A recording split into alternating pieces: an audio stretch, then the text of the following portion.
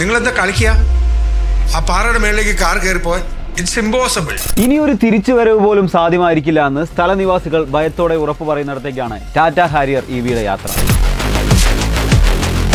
ആ സ്റ്റിയറിംഗിന് പിന്നിലിരുന്ന് സാഹസിക ഡ്രൈവിംഗ് നടത്തിയതാകട്ടെ പെരിന്തൽമണ്ണക്കാരനായ off roader doctor Muhammad Fahad. ഇന്ത്യയിലെ തന്നെ ഏറ്റവും ദുർഘടം പിടിച്ച ഓഫ് റോഡ് ചാമ്പ്യൻഷിപ്പായ റെയിൻ ഫോറസ്റ്റ് ചാലഞ്ച് 2024 ചാമ്പ്യനാണ് ഡോക്ടർ മുഹമ്മദ് ഫഹദ്. ഹാരിയർ EVയുടെ ഓഫ് റോഡ് മികവ് കാണിക്കാൻ ഏറ്റവും അപകടവും ദുർഘടം പിടിച്ചതുമായ ഒരു ടെറൈൻ അന്വേഷിച്ച് ടാറ്റ എത്തുന്നത് നമ്മുടെ വാഗമണിലാണ്. സമുദ്രനിരപ്പിൽ നിന്ന് 3937 അടി ഉയരമുള്ള 34 ഡിഗ്രി ചെരുവും ഇരുഭാഗവും കൊക്കയുമുള്ള എലിഫന്റ് റോക്ക് എന്ന ബാലികേറാമല. വാഗമണിലെ ഏറ്റവും വലിയ കുന്നുകളിലൊന്നാണിത്. ഏറ്റവും അപകടം പിടിച്ച് ഈ കുന്നിന് മുകളിലേക്കാണ് വളരെ സാഹസികമായി ഹാരിയർ EVയെ മുഹമ്മദ് ഫഹദ് കൊണ്ടുപോകുന്നത്. ഇവിടെ ആദ്യം കയറുന്ന വാഹനവും ഒരുപക്ഷെ ഹാരിയർ EV തന്നെയായിരിക്കാം. റേഞ്ച് റോവർ ചൈനയിൽ നടത്തിയ ഡ്രാഗൺ ചലഞ്ചിനെ അനുസ്മരിപ്പിക്കുന്ന മാർക്കറ്റിംഗ് രീതിയാണ് ടാറ്റ ഇവിടെ ചെയ്തിട്ടുള്ളത്.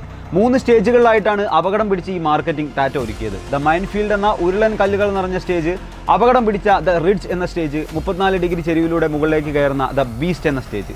ഇലക്ട്രിക് വാഹന വിപണിയിലെ തങ്ങളുടെ പ്രധാന എതിരാളികളായ മഹീന്ദ്രയ്ക്കും MGക്കുമെതിരെ ടാറ്റ എന്ന ബ്രാൻഡ് കളത്തിലിറക്കിയിരിക്കുന്ന വജ്രായുധമാണ് ഹാരിയർ EV.